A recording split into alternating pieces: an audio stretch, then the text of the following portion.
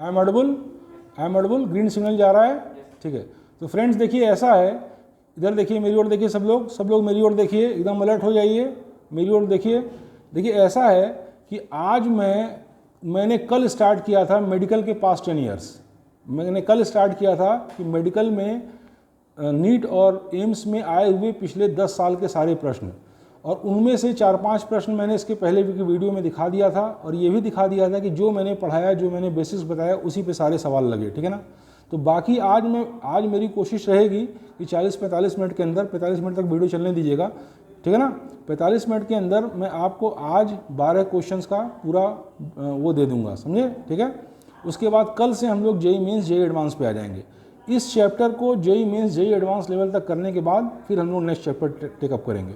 Next chapter होगा rotation में भी पहले बेसिक्स पढ़ाएंगे, उसके बाद आपको सारे मेडिकल प्रीवियस ईयर्स क्वेश्चन देंगे, और साथ में फिर आपको जेईई मेंस, जेईई एडवांस के लगा देंगे, ठीक है ना। एक बात ध्यान दीजिएगा कि केवल पास्ट 10 ईयर्स लगाने से नहीं होगा। पास्ट 10 ईयर्स में तो ईजी क्वेश्चन आते हैं, ठीक है ना। इससे हायर लेवल पे आपको जाना पड़ेगा, और हम लोग उसमें भी धीरे धीरे जाएंगे, ठीक है ना। तो चलिए स्टार्ट करिए, क्वेश्चन पढ़ना शुरू करिए। एक मिनट रुकिए, ये ऑडिबल है? अब देखिए क्या क्वेश्चन है। हाँ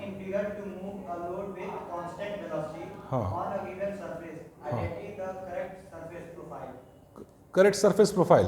जरा क्वेश्चन दिखाइए, A person used force F shown in figure to move a load with constant velocity in a given surface. Identify the correct surface profile. तो देखिए इसमें आपका है y एक्सिस पे फोर्स प्लॉट किया है, ठीक है ना। y एक्सिस पे आपका फोर्स प्लॉट किया है, ठीक, और x एक्सिस पे आपका डिस्टेंस या डिस्प्लेसमेंट। तो पहले फोर्स कांस्टेंट दिखा रहा है ग्राफ में, फिर उसके बाद आपको दिखा रहा है कि दूसरे पार्ट में इसका करीब करीब आधा फोर्स ऐसे दिखा रहा है। पहले पार्ट में जो ग्राफ है उसमें F फोर्स दिखा रहा है, कांस्टेंट F फोर्स लग रहा है, और दूसरे पार्ट में ग्राफ के करीब करीब F/2 फोर्स लग रहा है, और ये टोटल डिस्टेंस जो ट्रेवल कर रहा है वो x है। थोड़ा टिपिकल क्वेश्चन है, ये थोड़ा टिपिकल क्वेश्चन है, ठीक है ना। एम्स 2006, ठीक है ना, एम्स का है, थोड़ा सा टिपिकल है लेकिन कोई खास नहीं है। अब आप गौर से देखिए, इसमें 4 ऑप्शन दिए हैं, 4 ऑप्शन में से कौन करेक्ट सरफेस प्रोफाइल दिखा रहा है, तो देखिए पहला प्रोफाइल ऐसे है, पहला प्रोफाइल कैसे है, ऐसे है, ठीक है ना। और यही आंसर भी आपका है, पहला ही आंसर है, हम समझ गए कि देखिए ऐसा है कि जैसे कांस्टेंट वेलोसिटी से मूव कर रही है बॉडी कैसे मूव कर रही है, कांस्टेंट वेलोसिटी से। इसका मतलब है कि अनएक्सेलरेटेड है, तो पहले इसको ऊपर ले जा रहा है बॉडी को, पहले बॉडी को कहाँ ले जा रहा है, ऊपर ले जा रहा है। तो ऊपर ले आने में mg sin थीटा, अगर मान लीजिए इंक्लिनेशन थीटा है, तो mg sin थीटा पहले इधर लग रहा है, ठीक है ना। और साथ में जब बॉडी ऊपर जा रही है तो म्यू mg cos थीटा, इसी सब डिस्कशन हम लोग कर चुके हैं, तो म्यू mg cos थीटा ये फ्रिक्शन फोर्स इसको अपोज कर रहा है। इसलिए जब इस बॉडी को ऊपर ले जाएंगे तो हमको करीब करीब दुगना फोर्स करना पड़ेगा, ज़्यादा फोर्स लगाना पड़ेगा, दुगना ना भी हो तो भी हमको बहुत ज़्यादा फोर्स लगाना पड़ेगा जब हम बॉडी को नीचे लाएंगे उसके रिस्पेक्ट में। जब बॉडी को ऊपर लाएंगे, ऊपर की ओर ले जाएंगे, तो mg sin थीटा भी नीचे लगेगा और mu mg cos theta friction force भी नीचे लगेगा, ठीक है ना। और जब हम बॉडी को इधर से नीचे की ओर लाएंगे तो ऐसे केस में क्या होगा, mg sin थीटा तो इधर लगेगा, लेकिन आप फ्रिक्शन फोर्स को जानते हैं, स्टेटस को मेंटेन करता है, तो म्यू mg cos थीटा ऊपर की ओर लगेगा। क्या लगेगा, म्यू mg cos थीटा ऊपर की ओर। तो कम फोर्स से ही बॉडी नीचे आ जाएगी, भले हाफ ना हो, वो डिपेंड करेगा और फैक्टर्स पे कि थीटा की वैल्यू क्या है, ये सारी चीज़ें क्या हैं, इस पर डिपेंड करेगा। भले ये फोर्स हाफ ना हो, लेकिन इससे ये फोर्स कम होगा, जाने के फोर्स से आने का फोर्स कम होगा। तो यहाँ पे देखिए जाने वाले फोर्स में क्या है, F ज़्यादा है, और आने वाले फोर्स में F कम है, और दोनों बराबर दूरी तक है, इसलिए पहला ही ऑप्शन सही है। तो दूसरा, तीसरा, चौथा देखने की जरूरत ही नहीं है, पहला आपका आंसर है, ये करेक्ट आंसर है। आंसर चेक करिए, पकड़िए फट से, जल्दी चेक करिए। हाँ, दूसरा क्वेश्चन करेक्ट है, आंसर करेक्ट है, अच्छा ठीक है। अच्छा, अब दूसरा क्वेश्चन आप पढ़िए, खूब इत्मीनान से पढ़िए। क्वेश्चन पढ़ने के साथ आप जो है वो किस ईयर में आया और कहाँ आया, नीट में कि एम्स में, ये बात जरूर बोलिए, ठीक है ना। और देखिए इधर देखिए, मेरी ओर देखिए, अलर्ट होइए थोड़ा सा। आज हम लोग इसको ख़त्म कर देंगे और कल से हम लोग जेईई मेंस जेईई एडवांस के क्वेश्चंस लगाएंगे, ठीक है ना। कल से तैयार होके आइएगा, कल के वीडियो में हम लोग उसको करेंगे, ठीक है। और अब आप ये बताइए कि हाँ, नेक्स्ट क्वेश्चन पढ़िए, फटाक से पढ़िए।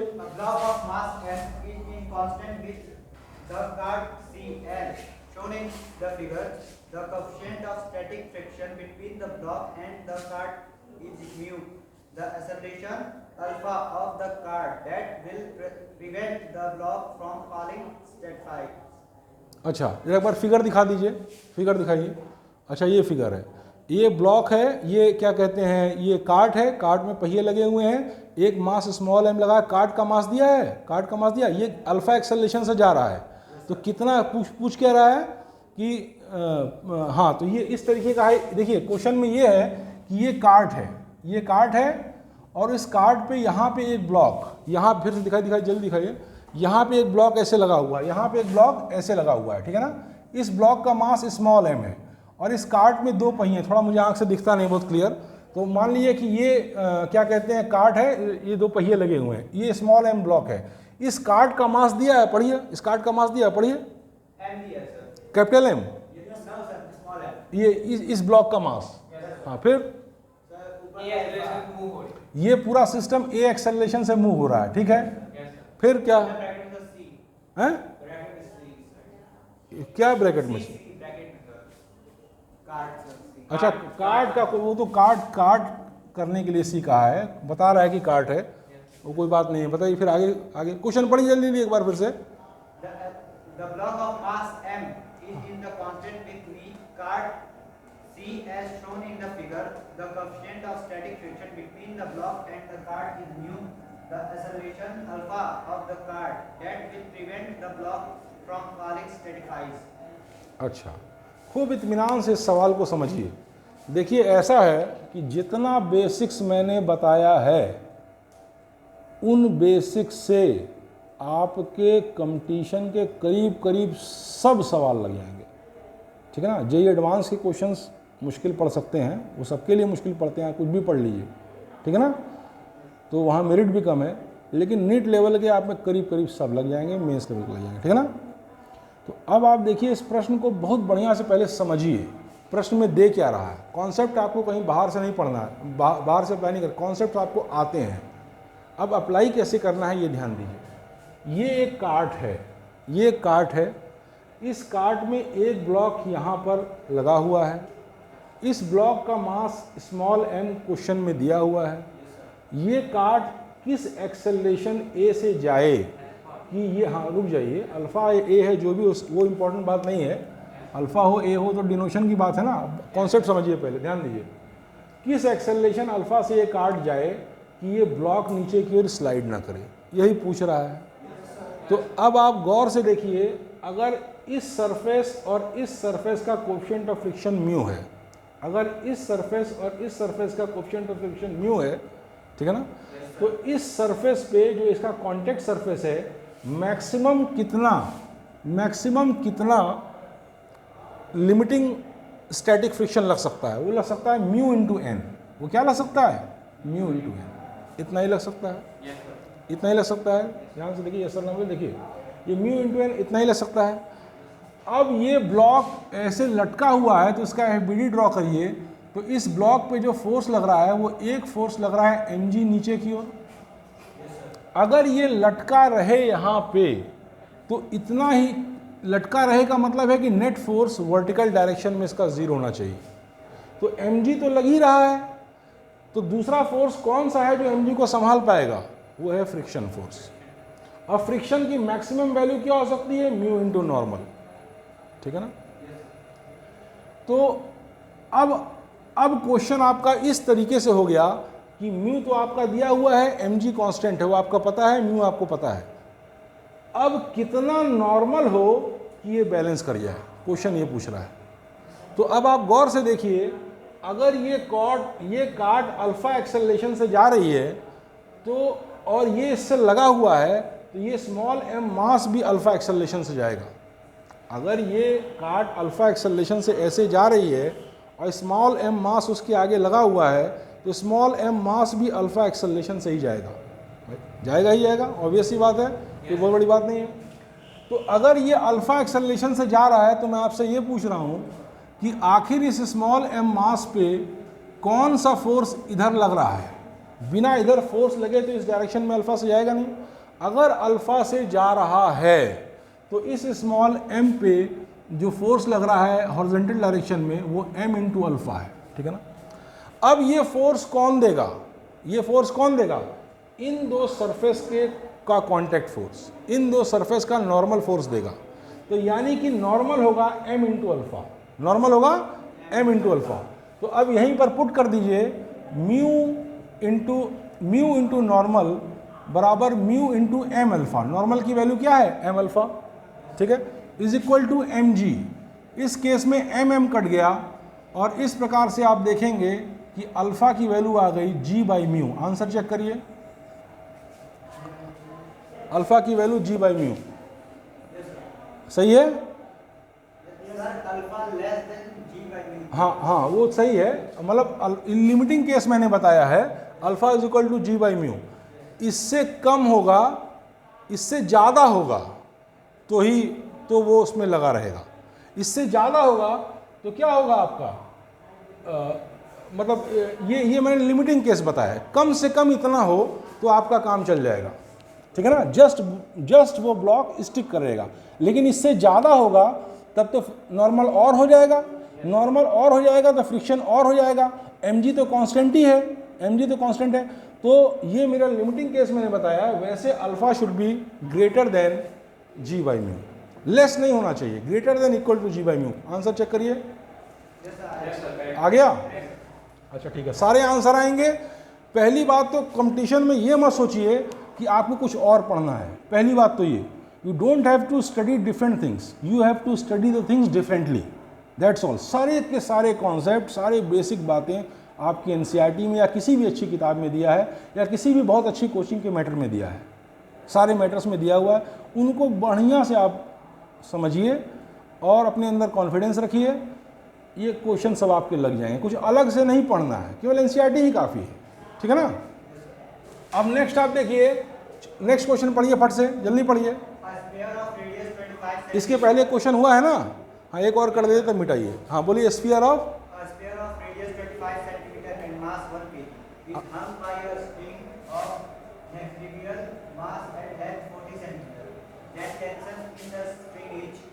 That tension in the spring. या उसका फिगर बना दो बेटा, तो उनसे कहीं फिगर बना दे फट से, वो जगह उसका फिगर बनाओ, यहाँ पे जल्दी बनाओ, इसका फिगर यहाँ पे बना दो। कैसे है हमको दिखता भी नहीं कायरे से, चलो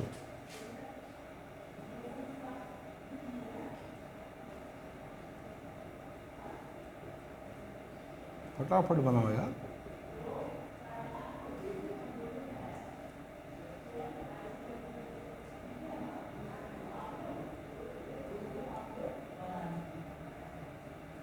चलिए ये फिगर हो गया। अब क्वेश्चन पढ़िए, लाइए क्वेश्चन पढ़िए, क्वेश्चन पढ़िए। ये स्फीयर है, इसका रेडियस 25 सेंटीमीटर है, ठीक है। चलिए मास 1 kg है, हाँ इज हम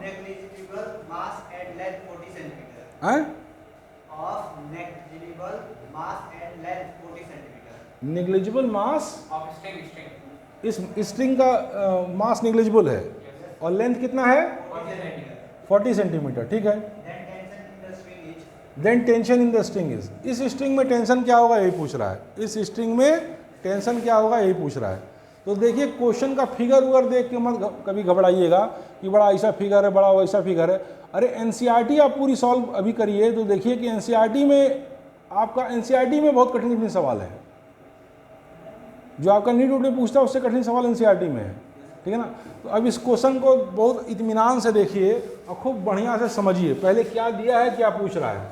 ये एक स्फीयर ऐसे टंगा हुआ है एक लाइट और इनएक्सटेंसिबल स्ट्रिंग से, स्ट्रिंग का कोई भार नहीं है और स्ट्रिंग इनएक्सटेंसिबल है। उस स्ट्रिंग की लेंथ है 40 सेंटीमीटर और इस स्फीयर का रेडियस है 25 सेंटीमीटर और इस स्फीयर का मास है 1 kg। तो पूछ रहा है टेंशन इन द स्ट्रिंग कितना होगा, यही पूछ रहा है। तो कोई बड़ी बात नहीं, आप ऐसे देखिए कि ये टेंशन मान लीजिए T है, ये टेंशन मान लीजिए T है। तो अब अगर ये टेंशन T है और ये एंगल थीटा है, ये अगर टेंशन T है, ये एंगल थीटा है, तो ये T cos थीटा हो गया और ये T sin थीटा हो गया। अगर ये टेंशन T आपने एज्यूम कर लिया, ये एंगल थीटा है, तो T cos थीटा हो गया और ये T sin थीटा हो गया। T sin थीटा इधर लग रहा है तो उतना ही नॉर्मल इस स्फीयर के ऊपर इधर लेगा। ये फ्रिक्शनलेस है कि फ्रिक्शन है, इस सरफेस में फ्रिक्शनलेस है कि फ्रिक्शन है? कुछ नहीं दिया है तो फ्रिक्शन नहीं मानेंगे। अगर कुछ नहीं दिया होता है तो फ्रिक्शन अपने मन से नहीं मानते हैं, दिया होगा तभी मानेंगे, ठीक है ना। तो T cos थीटा ऊपर हो गया, T sin थीटा इधर हो गया, तो मान लीजिए उसका नॉर्मल इधर लगेगा लेकिन फ्रिक्शन फोर्स ऊपर की ओर नहीं लगेगा, ठीक है ना।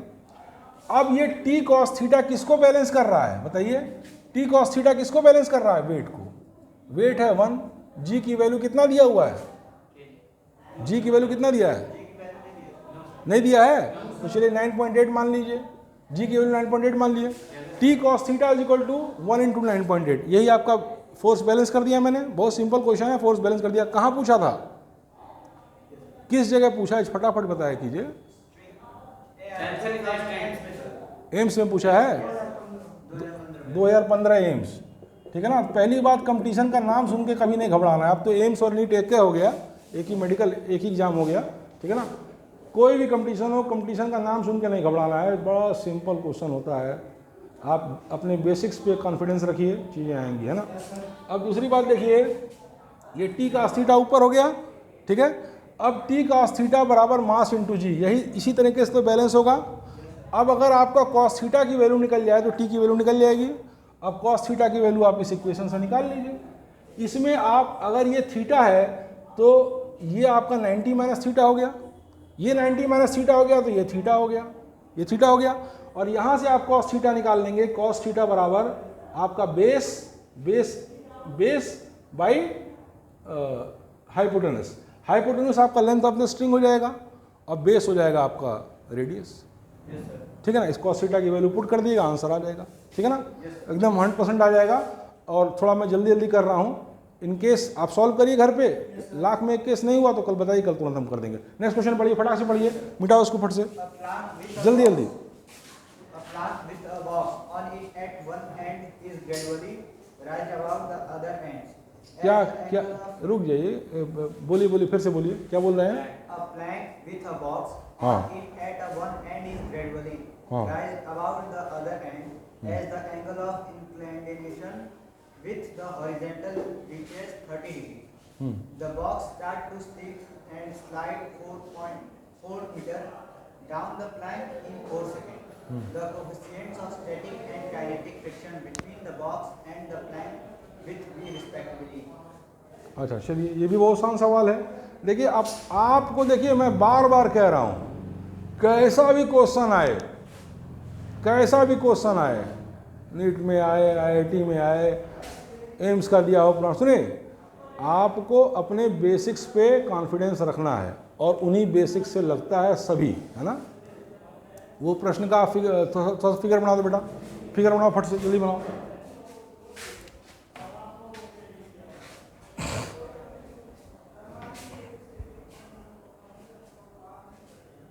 जल्दी बनाइए।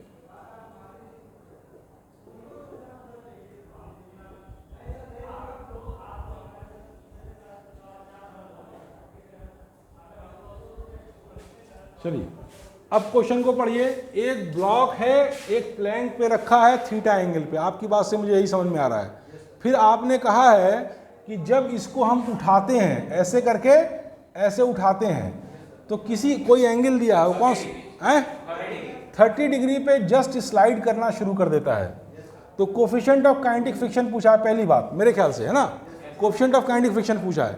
उसके बाद कह रहा है कि जब ये स्लाइड करना शुरू हो जाता है तो ये इतना डिस्टेंस इतने टाइम में चलता है।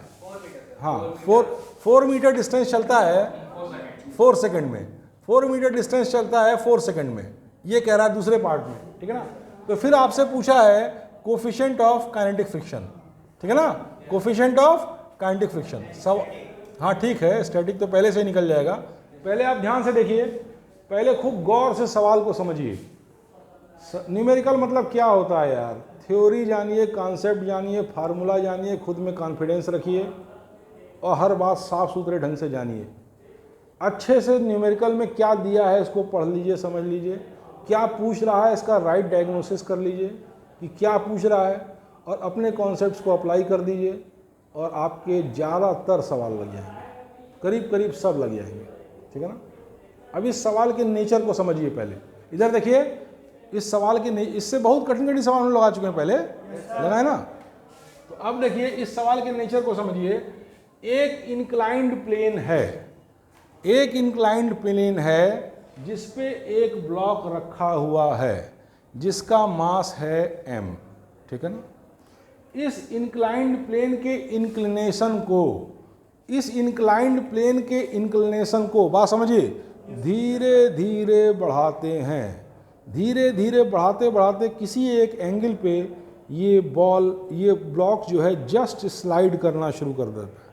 तो मैंने थ्योरी में आपको पढ़ाया है, जिस एंगल पे वो जस्ट स्लाइड करना शुरू कर देता है उसको कहते हैं, उसको क्या कहते हैं, angle of repose. Angle of repose याद आ गया, उसको कहते हैं एंगल ऑफ रिपोज। और एंगल ऑफ रिपोज अगर थीटा है तो म्यू बराबर टेन थीटा होता है। ये तो सीधे फार्मूला बेस्ड है, मतलब सीधे कॉन्सेप्ट बेस्ड है, बस आपको सवाल का नेचर समझ में आए तो ये तो एक सेकंड में आप ऐसे पढ़ेंगे तुरंत कहेंगे हाँ ये ऐसे है ना। तो अब देखिए angle of repose mu static friction, angle of repose बराबर static friction, mu static friction बराबर tan theta, where theta is angle of repose. तो पहली केस में स्टैटिक फ्रिक्शन का कोफिशिएंट ऑफ फ्रिक्शन जो निकालना है वो आपका हो जाएगा थीटा इज किस एंगल पे दिया है, किस एंगल पे स्लाइड करता है। हाँ तो ठीक है, तो पहला आंसर आपका ये हो गया, static friction is equal to tan 30 degree, और टेन 30 डिग्री की वैल्यू क्या होती है 1/√3 है। हाँ तो पहला आंसर आपका ये हो गया, पहला आंसर आपका ये हो गया। चेक करिए फट से, जल्दी चेक करिए। 0.4 and 0.3 सर आंसर है इसका 0.5 and 0.6 0.5 and 0.6 static friction is 0.5 and the kinetic friction is 0.6 0। हाँ तो अब देखिए ऐसा है ना, and static friction is 0.6। Sir 0.6 is the static friction हाँ and 0.5 is the kinetic। हाँ ठीक है, तो आंसर सही तो आ रहा है। जैसे मान लीजिए, मैं पहले बात सुनिए, 1/√3 कितना होगा, 1/√3 कितना होगा, अगर ये 1/2 होता तो 0.5 होता, और 1/2 से कम है, √3 कितना है 1.732, तो करीब करीब इतना ही आएगा, करीब करीब इतना ही आएगा 0.6। ठीक है ना, आंसर सही है। ठीक है ना। तो पहली बात तो एकदम क्लियर है, 0.6 क्लियर है ना। अच्छा अब आप दूसरे समझ में आएगा, नहीं समझ में आया। अरे यार जैसे 1/2 अगर मान लो 2 होता नीचे तो 1/2 0.5 होता, कौन सी बहुत बड़ी बात है। लेकिन √3 है तो 1.732, तो उससे कम है तो 0.6 आ जाएगा, इसके आसपास आएगा। एक्यूरेट आप कैलकुलेटर से निकालेंगे तब, है ना। इतनी बातें थोड़ी मोड़ी आगे पीछे आती रहती हैं। 0.1 0.2 का वो आंसर आपको ऑप्शन दिया उसमें मार दिए फट से। अच्छा अब नेक्स्ट देखिए, काइनेटिक फ्रिक्शन जो है, kinetic coefficient of kinetic friction निकालना है। तो कोएफिशिएंट ऑफ काइनेटिक फ्रिक्शन को आप म्यू के मान लीजिए, कोएफिशिएंट ऑफ काइनेटिक फ्रिक्शन को आप म्यू के मान लीजिए। अब आप देखिए इतना डिस्टेंस चलता है रेस्ट से, जब वो मूव करना शुरू करता है, जस्ट मूव करना शुरू करता है, जब वो जस्ट मूव करना शुरू करता है रेस्ट पे ही था, रेस्ट पे ही था ना। रेस्ट से इतना डिस्टेंस चलता है इतने टाइम में, इतना डिस्टेंस चलता है इतने टाइम में, तो आप एक्सेलरेशन निकाल लीजिए। आप सिंपल क्या ये सब जानते नहीं है, ऐसे बराबर ut प्लस हाफ वही चीज़ें हैं। अरे सरगा में क्या है, धुन कोई भी बनाइए और धुन कितना रटेंगे। अगर सारे गामा आता है तो कोई भी धुन निकल जाएगी, अगर सारे गामा आता है तो कोई भी धुन निकल जाएगी, और धुन रटेंगे तो 2 ही 4 धुन रट पाएंगे। इसलिए बेसिक्स को बहुत अच्छे से करिए, सरगम आएगी कोई भी धुन निकल जाएगी। ठीक है ना। तो बस बेसिक पुट करिए, इसमें कुछ नहीं करना है। डिस्टेंस दिया है, ये डिस्टेंस बराबर इनिशियल वेलोसिटी 0 है, तो ये 0 हो गया, plus half acceleration into t² 4 या 16 हो गया, 2 8 या 16 हो गया। This implies that acceleration is equal to 1/4। ये बात आ गई, इतनी बात समझ में आ गई। एक्सेलरेशन इतना हो गया, सिंपल है।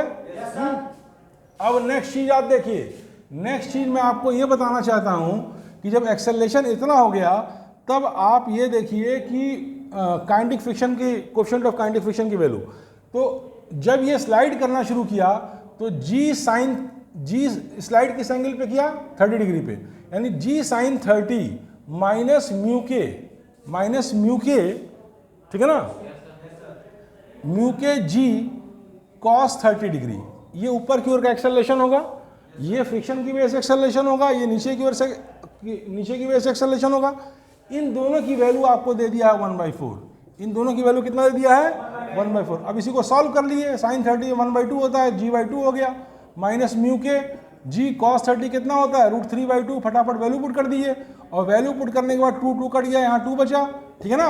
और उसके बाद क्या हो गया, ये 2 बचा, फिर इसमें आप g कॉमन ले लीजिए, g1 माइनस √3 म्यू के हो गया, ठीक है ना, इज इक्वल टू यहाँ पे कितना है, ये 1/4 था, ये 1/4 तो 1/2 हो गया ना, कि क्या था ये 2 कटा 1/2 हो गया ना, तो ये 1/2 हो गया।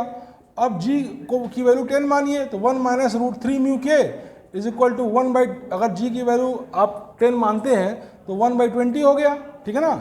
अब उसके बाद आप इसको सॉल्व कर लिए, इससे आपकी म्यू के की वैल्यू आ जाएगी वही, ठीक है ना, 100% आ जाएगी इससे, ठीक है ना। बस ये सॉल्व कर देता हूँ मैं। तो अब ये हो गया √3 म्यू के is equal to 1 minus 1/20 and 19/20 हो गया। तो म्यू के की वैल्यू हो गई 19/20 इंटू √3, ठीक है ना, वही आपका आंसर आ जाएगा, ठीक है। एकदम कंफर्टेबल है, एकदम समझ में आ रहा है, अच्छा सब समझ में आएगा।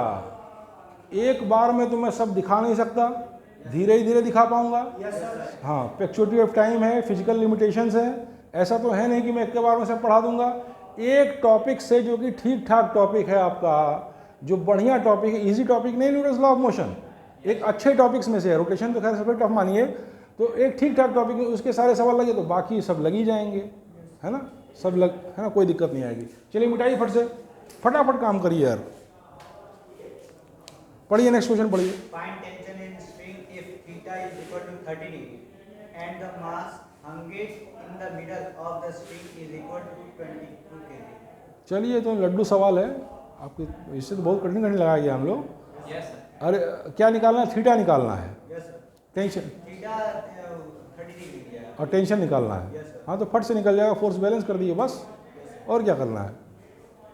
ये फिगर ड्रॉ करो फट से यार, हमको दिखा दीजिए ऐसे, रुक जाइए, ऐसे है, ये थीटा है, ये थीटा पर 30 दिया है, यहाँ मास m लटका हुआ, ठीक है ना।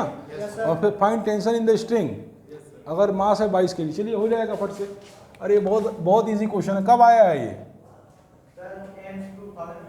हाँ, एम्स से कोई मतलब नहीं है, आप बस अपने बेसिक कॉन्सेप्ट्स पे कॉन्फिडेंस रखिए, ठीक है ना। तो ये आपका क्या हुआ, Two strings. हाँ 2 स्ट्रिंग्स ऐसे करके हैं, Yes, sir. और यहाँ पे एक मास है, यही ना। Yes, sir. बहुत इजी क्वेश्चन है। ये एंगल कितना है, Theta. थीटा है, ठीक है ना, ये थीटा है। अब आपको बताना है कि टेंशन इन द स्ट्रिंग, ठीक है, टेंशन एक ही स्ट्रिंग है, यहाँ से यहाँ तक एक ही स्ट्रिंग है भाई, यहाँ से यहाँ तक एक ही स्ट्रिंग है, टेंशन अगर through out the string tension T होगा, स्ट्रिंग इनएक्सटेंसिबल राइट है और लाइट है, तो टेंशन टी होगा, ठीक है। अब देखिए इसको रिजॉल्व करिए, इसको मान लीजिए कि वेट mg नीचे की ओर लग रहा है, ठीक, और इसको ऐसे खींच दीजिए, ये एंगल थीटा हो गया, ठीक। तो ये हो गया t cos थीटा, और इसको भी रिजॉल्व करेंगे तो ये भी जाएगा ऊपर t cos थीटा, तो हो गया 2t cos थीटा। अब ये बैलेंस है, तो 2t cos थीटा बराबर कितना होगा, mg, m की वैल्यू कितनी दी हुई है, जल्दी बताइए, 22, और g की वैल्यू नहीं दी है, तो चलिए 10 मान लीजिए। देखिए लाइट चली गई, वो जलाइए, उसकी वो जलाइए जो